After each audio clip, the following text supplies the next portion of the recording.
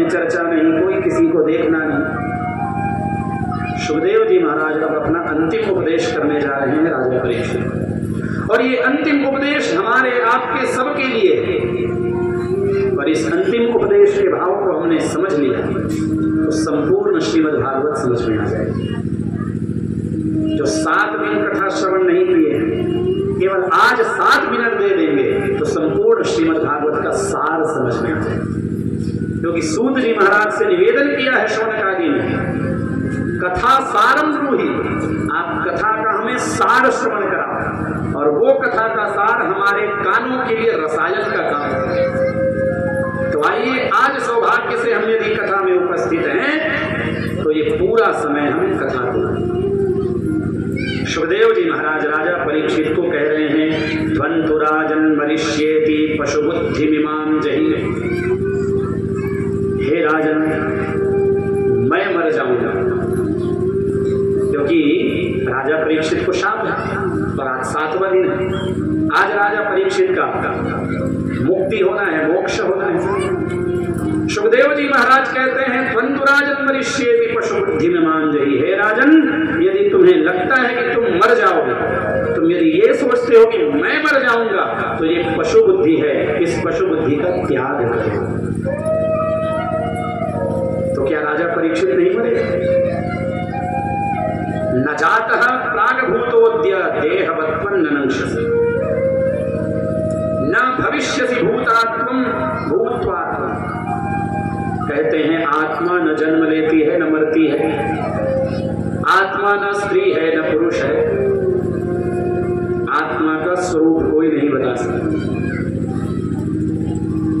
तो देहवान, इसका नाश नहीं होता। देहवान यानी आत्मा, नाश किसका है? तो देह का, शरीर का।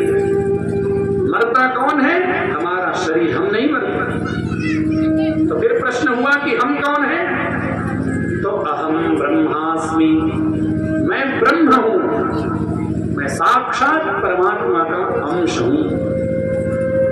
जैसे दीपक के बुझ जाने से उनका तत्व रूप जो तेज है उसका विनाश नहीं होता।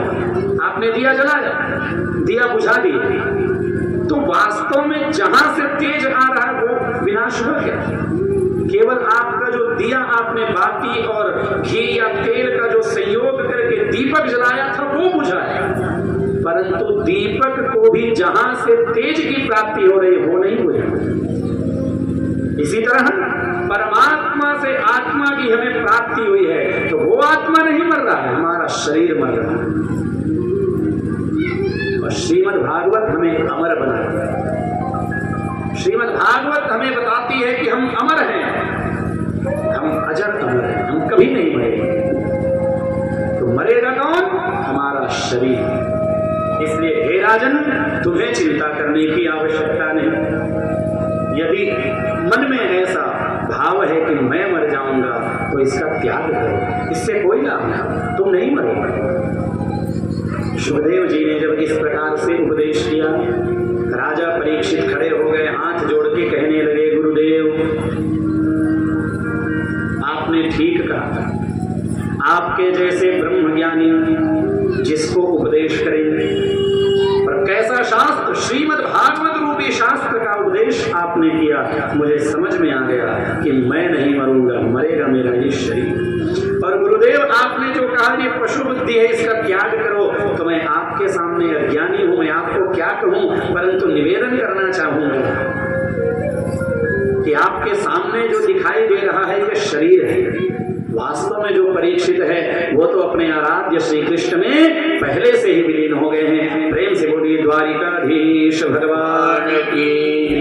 राजा परीक्षित सुखदेव जी महाराज से निवेदन करते हैं कि हे प्रभु, अब तो